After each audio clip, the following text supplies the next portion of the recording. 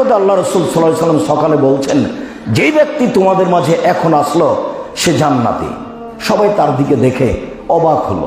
পরের দিন সকালে আল্লাহ রাসূল বললেন, এখন তোমাদের মাঝে যে ব্যক্তি আসলো সে জান্নাতি। তো সবাই দেখলো সেই লোক যে গতকালকে এসেছিল। পরের দিন আল্লাহ রাসূল বললেন, এখন তোমাদের মাঝে যে লোক প্রবেশ করলো সে হলো জান্নাতি।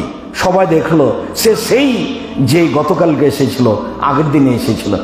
একই কথা রাসূল সাল্লাল্লাহু আলাইহি ওয়াসাল্লাম একজনের ব্যাপারে 3 দিন বললেন।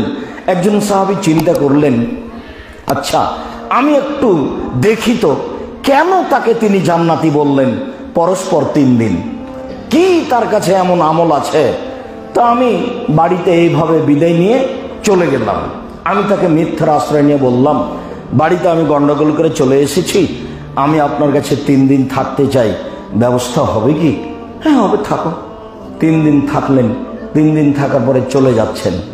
তখন উনি বলছেন, আপনি কেন এসেছিলেন? কিছু তো তেমন বললেন না। হ্যাঁ আমি একটা কাজের জন্য এসেছিলাম, কিন্তু সেটা বুঝলাম না ব্যাপারটা কি। পরস্পর 3 দিন আল্লাহর নবী আপনার ব্যাপারে বললেন যে আপনি জান্নাতে যাবেন, কিন্তু আমি 3 দিন তল্লাশি চালালাম, আপনি বেশি ইবাদত করেন না, তাসবিহ তাহলিলও করেন না, কোরআন তেলাওয়াতও করেন না, এমনকি তাহাজ্জুদও পড়েন না। হাদিসে এই শব্দটা এসেছে, সে ব্যক্তি তাহাজ্জুদও পড়ে না। তো এমন ব্যক্তির পরস্পর 3 দিন জান্নাত ঘোষণা, এটা হয় কি করে আমার বুঝে আসলো না। 3 দিন আমি কিছু বুঝতে না পারে এখন চলে যাচ্ছি। হ্যাঁ সেই তো, আমিও কিছু এমন কোনো আমল করি না যার বিনিময়ে আমি জান্নাতে চলে যাব, তার ঘোষণা আগেই হবে, এমন কোনো কর্ম আমার ভিতরে নেই।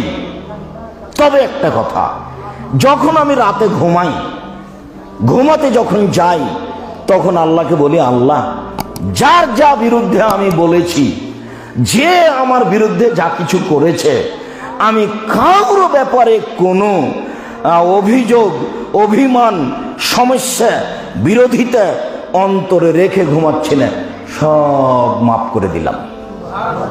আমি একবারে খালি জেহেন, আমার জেহেনটা একবারে মানুষের বিরুদ্ধে কোনো কথা ও কর্ম থেকে মুক্ত হয়ে ঘুমাই। তখন তিনি বলছেন, এমনটাই হতে পারে, এটাই হবে কারণ যার কারণে আপনি জান্নাতে চলে গেছেন। এই কথাটা রাসূল সাল্লাল্লাহু আলাইহি ওয়াসাল্লাম পরস্পর 3 দিন বললেন।